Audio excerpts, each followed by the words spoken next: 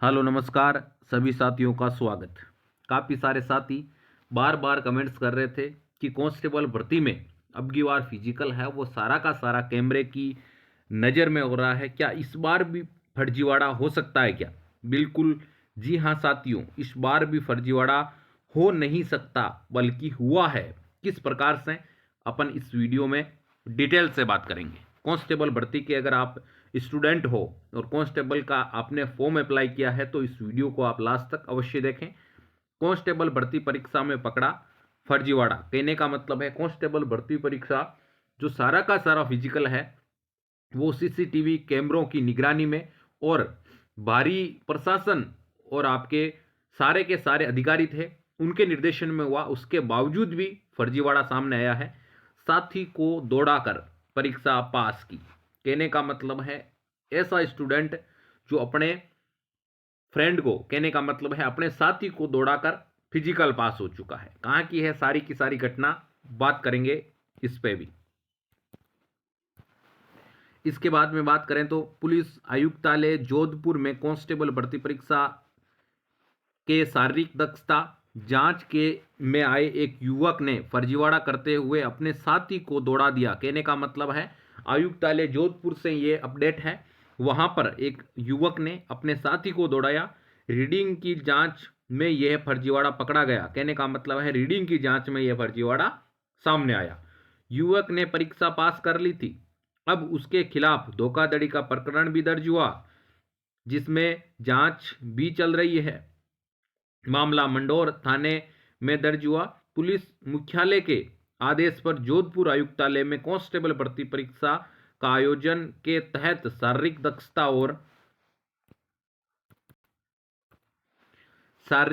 दक्षता और मापतोल 27 व 28 दिसंबर को किया गया था, कहने का मतलब जोधपुर आयुक्तालय का जो फिजिकल है वो 27 व 28 दिसंबर को हुआ था।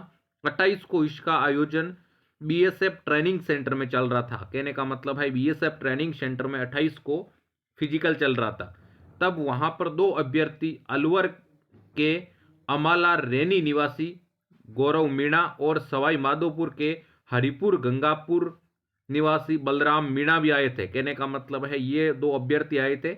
एक का नाम तो क्या है भाई, गौरव मीणा, एक का नाम तो है गौरव मीणा और एक का नाम है बलराम मीणा।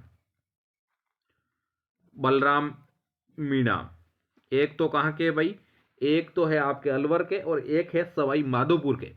यहाँ पर दौड़ में अभ्यर्थियों को चेस्ट नंबर और चिप का आवंटन हो रखा था और चिपों को उनके पैरों पर बांध दिया गया था।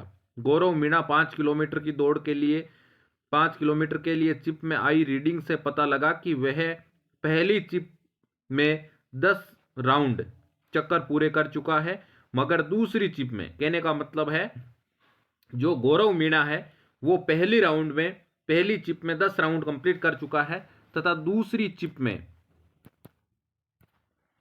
12 राउंड का पता लगा। रीडिंग में गड़बड़ी का पता चला तब लगा कि हैदराबाद की टाइमिंग टेक्नोलॉजी प्रोजेक्ट लिमिटेड ने इसकी जांच हुई। गौरव मीणा द्वारा पुलिस कांस्टेबल शारीरिक दक्षता एवं मापतोल परीक्षा में पास कर लिया गया था, मगर जब रीडिंग में पता लगा कि फर्जीवाड़ा हुआ है तो इसका खुलासा हो गया, कहने का मतलब है एक तो पहली चिप में तो 10 राउंड कंप्लीट बता रहे थे, उसके बाद में 12 राउंड भी बता रहे थे, उसके बाद में ही उनको पता चला कि इस चिप में कहीं ना कहीं फर्जीवाड़ा हुआ है, कहीं ना कहीं फर्जीवाड़ा हुआ है। तो उस फर्जीवाड़ा का क्या खुलासा होगा इसके बारे में भी अपन बात करेंगे।